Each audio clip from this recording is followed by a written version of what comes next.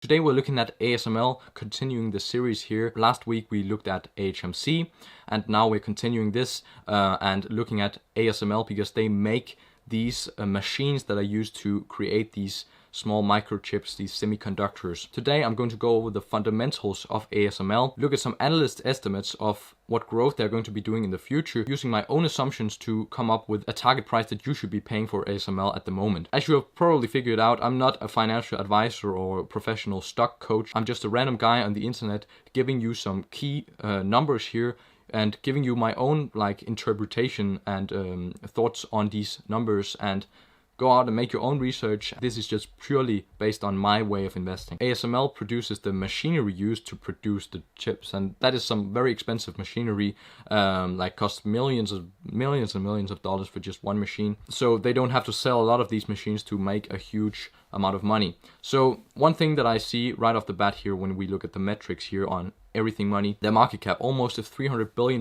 market cap. And we just have to take that into consideration when we make our assumptions about the future growth. Because when a company gets bigger, it gets harder for the company to grow at the same rate that it might have done before. But it's pretty obvious if you take a penny stock, the likelihood that that is going to double is a lot higher than Apple, because they're going to have to double their market cap to double their share price, to double your money invested. And that means, well, Apple would have to turn into a $5 trillion company to double. Not saying that is not possible, but we just have to be realistic. So this is a $300 billion market cap. So you have to think about how many times do you think it's going to double before, well, it's just not possible anymore. It's just so they do, last year they did $20.5 billion in revenue with net income of $6.5 billion. Their price to earnings ratio, which is their price, the market cap divided by their earnings, 41 and 42. And their 5-year PE is 74. So it has been a lot higher, and their PE is much lower than it has been on an average over the past 5 years. Their gross profit margin is 52 and their profit margin is 31. High profit margin. Price to sales, that is their market cap divided by their revenue, that is 13. And they pay out a small dividends here, 0.6%. And last year that was $1.5 billion, and they paid out to shareholders through the dividends, and that was from a cash flow of $10.9 billion, so they can easily afford this very little dividends. Their return on invested capital is huge. So basically, when you invest into a company, you want to make sure that that investment is going to make a difference, actually going to help the company grow. You have to think about, you're buying a piece of a business, and that is also contributing, your investment is contributing to the growth. So the return on invested capital here the past year has been 52%. That is the return that they generate with your invested, with your capital. And the 5-year return on invested capital has been an average 21%, which is high. We want that greater than 9, and it definitely is. Let's take a look at the income statement here. We want to make sure that they're actually growing the fundamentals of the business, because like Warren Buffett says, if the fundamentals are good, then the stock eventually follows. And we can see here that they 5 years ago did almost 10 billion, and now they did $20.5 billion. Massive growth from ASML. We want to see their shares outstanding staying the same or decreasing. 5 years ago they had 429 million shares outstanding. Now they have 409, so they're decreasing. They're buying back their shares. Guys, if a company has 10 outstanding shares and you own one of them, you own 10% of the business. But if they buy back 2 of those shares, then you still have your 1 share, but that 1 share is now 12.5% of the business. So they have just increased your ownership. And let's move on here to the balance sheet. We want to see that they have a good balance sheet, and that they're not overloaded with debt.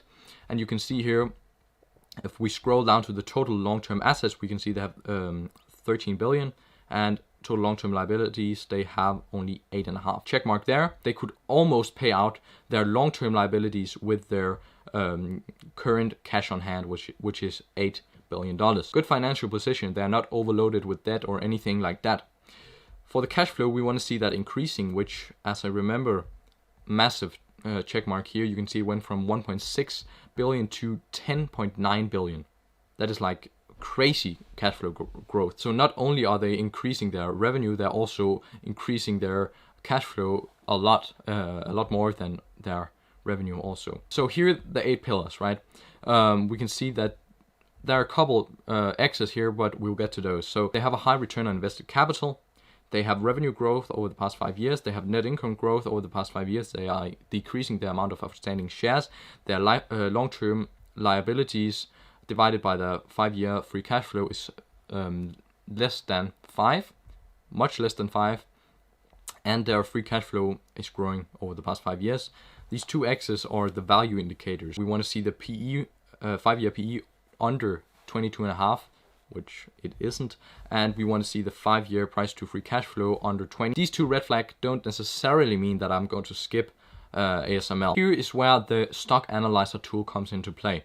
So with 10 years of analysis, we can go ahead and make a low, mid, and high assumptions about what is going to happen in the next 10 years based on history. And by doing that, we get a price target that we should be paying for ASML. So let's go ahead here and put in some numbers. For revenue growth, we can see here that last year they did 33% revenue growth, which that is not sustainable because we have had shortage, we have had their profit margin increasing a whole lot. So these things are not sustainable, which is why we have to think about the next 10 years. This is going to be the average over the next 10 years. So if we like put in like 100% here, that means that they're going to double every single year in revenue, which means they're going to be doing like hundreds of billions of dollars of revenue in like 10 years, right? That is not possible. That is not a good assumption because it's not realistic. So what we also have to think about is that this last year, which has been great, has been baked into the 10-year average. So we have to lowball it a bit. But I'm going to do here 12, 13, and 14 because my high estimate is going to be a little bit below the 10-year here. I'm going to use some more bullish estimates here in a bit. But let's go ahead and put in some profit margins here. 25 and 26. And I'm going for, like, shooting most for these 2. I'm going to go 25, 26, and 27. And PE ratio, remember, the company grows in 10 years. They can't be trading at a 42 price to earnings. Not possible. So we want this to be realistic. So that is why I'm going to go 14, 18, and 22. 14, 18, 22. And for the desired annual return, I'm putting in 12.5%. Reason for this is that the S&P over the past century has generated an average return of 10.5%. So we want to go a little bit beyond that because we actually want it to be worth our while to invest in individual stocks. So let's hit the analyze button here. And we get our mid, low, and high here. If you believe in these assumptions here in the mid, you should be paying $367 per share at this moment to get your desired 12.5% annual return. If I saw complete green here, I'd probably be a buyer because I actually believe in the mid estimates here, or even maybe the high estimates here that I made. But I also want to go a bit more bullish. I know semiconductors are going to be huge in the future. Other people think that as well. That's why it's trading at a 42 price to earnings right now. But let's say they just blow it out of the park right here with their revenue, and the profit margin is the same.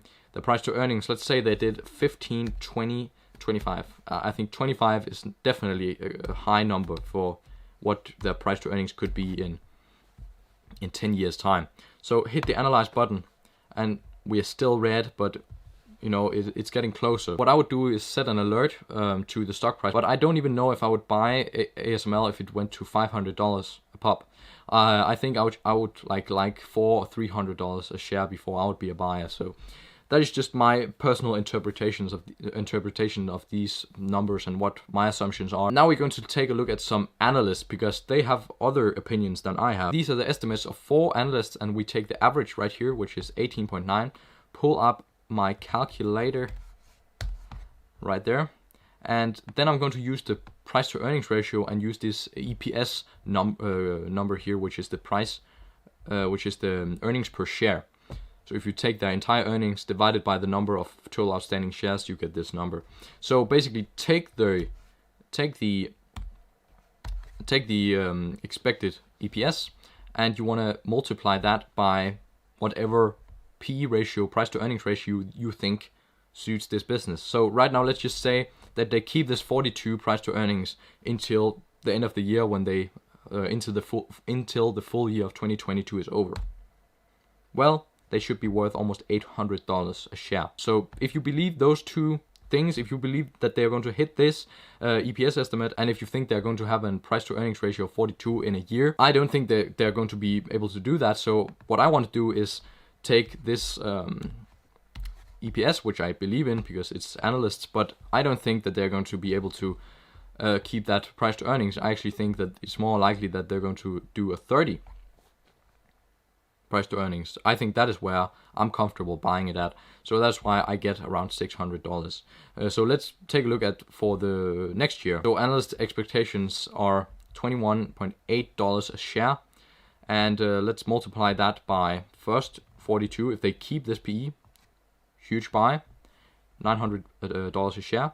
But if they don't keep that price to earnings ratio, and they maybe drop down to like a 35, let's say that, maybe, well, but for my personal opinion, I would not go more than a 30. So if you're wondering, here I put these, you might think these are low then, but you have to think about the price to earnings ratio that I'm putting in here is based on, like, that is in a year. That is in, no, the end of 2023. I think that they can justify 30 price to earnings in a year, but I don't think they can do that in 10 years, because it's a much bigger company with much less growth potential. So if you hit that, well, then again, it's not looking like a buy. So if they can just keep that price to earnings ratio that they are at right now and do these numbers, well, then you should be good.